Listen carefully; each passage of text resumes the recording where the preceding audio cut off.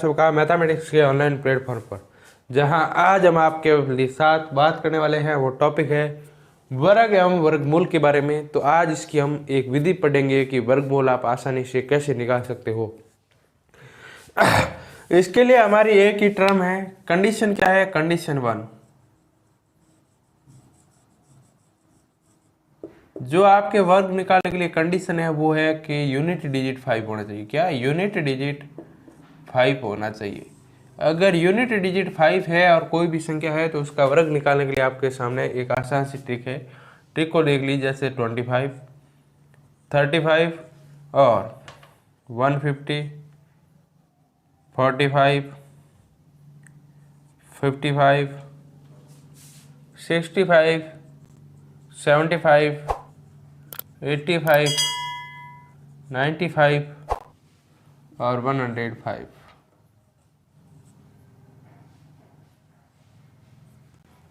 और 100।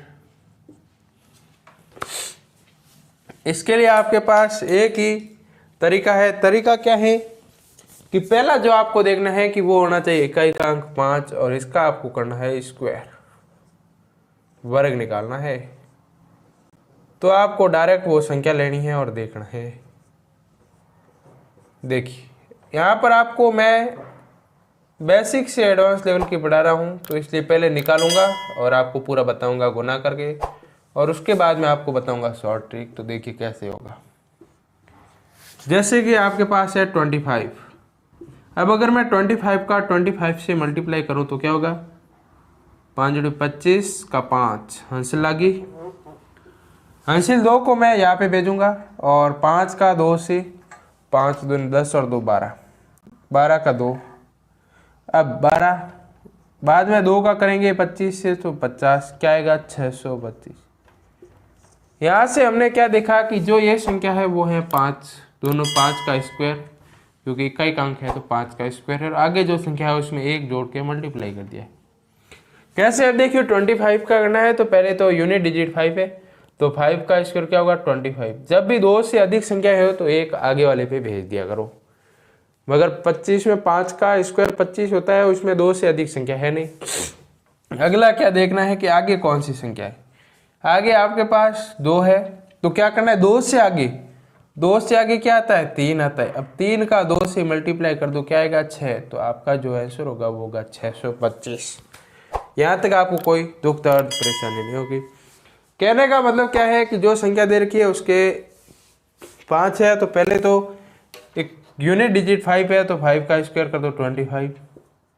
अब जो संख्या है उससे आगे वाली संख्या का उसी से मल्टीप्लाई, यानी कि 3 से आगे क्या है? 4 से मल्टीप्लाई करना है। 3 का 4 से करोगे तो क्या होगा? 12। अब 15 का करेंगे तो 5 का 25। और 1 के बाद क्या आता है? 2 का 1 से करेंगे तो 2। इसी प्रकार 45 का क्या होगा? 5 का 25।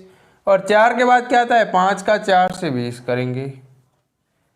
55 का करेंगे तो 5 का 25। अब 5 के बाद क्या था? 6 का 5 से मल्टीप्लाई 30, इनके आपका जो आएगा वो होगा 3025। इसी प्रकार 65 का देखेंगे तो 5 का 25, यहाँ पर भी 5 है 25, यहाँ पर 5 25, यहाँ पर 5 25, यहाँ पर भी 5 है तो 25, यहाँ पर भी 5 है 25। अब देखिए 5 का हो गया, अब बचा है 6। 6 के बाद क्या था? 7 और 6 का 7 छक्के 42 आंसर।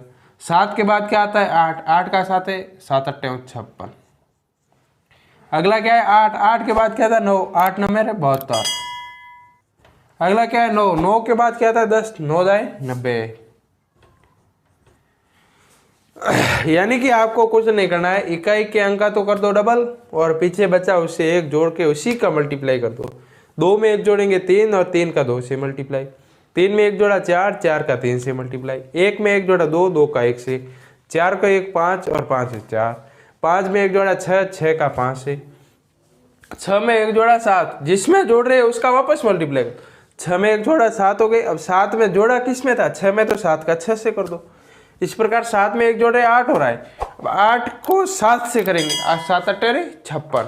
8 में 1 जोड़ा 9 हो रहा है, 9 का 8 से, 8 9 72। 9 में एक जोड़ा 10 हो रहा है, 10 का 9 से 90।